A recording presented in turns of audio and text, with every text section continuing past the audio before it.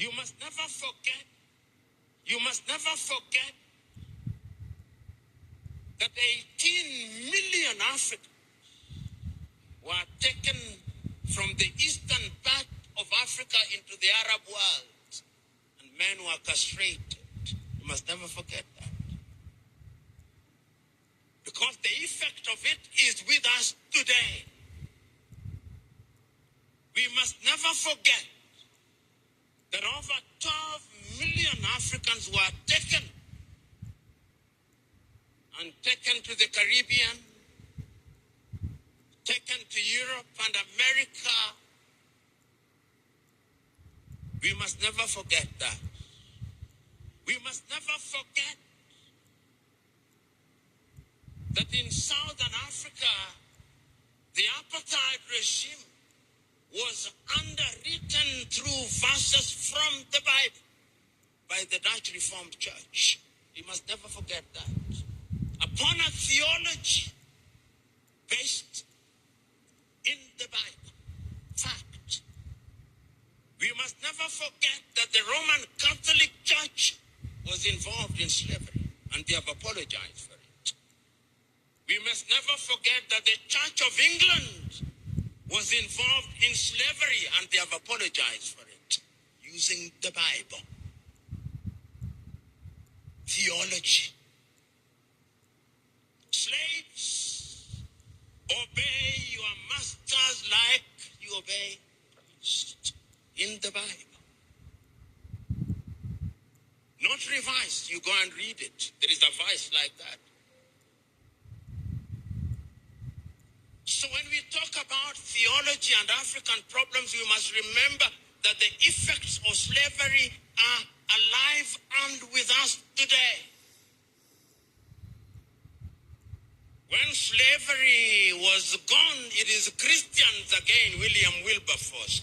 And I can, through history, see him standing in the House of Commons saying that slavery should be abolished, but that Africans should not be freed even when slavery is abolished and slave trade.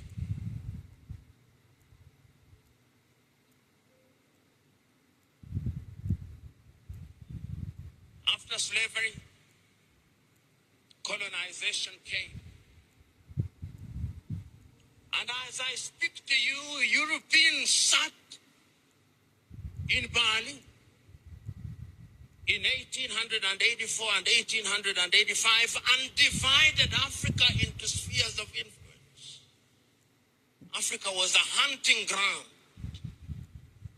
divided amongst the British, the Italians, the Dutch, the French, the Belgians, the Germans.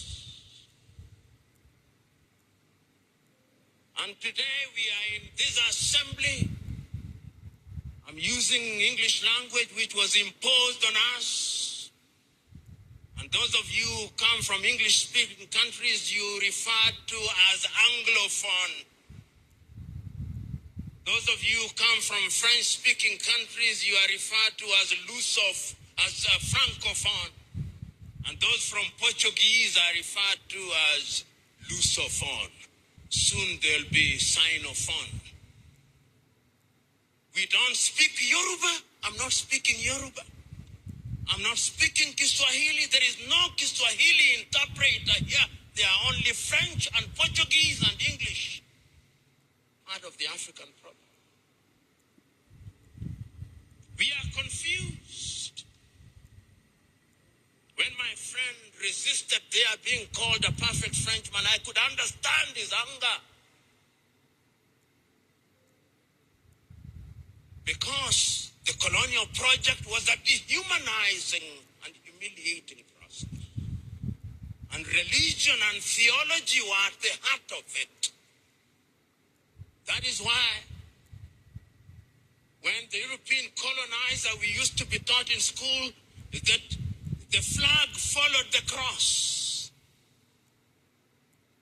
I went to Zanzibar and a young man was taking me through the dungeons and he showed me there was the school where they taught Africans that they may use them in their labor. There is the church, that they touch their spirit, that they may be spiritually confused.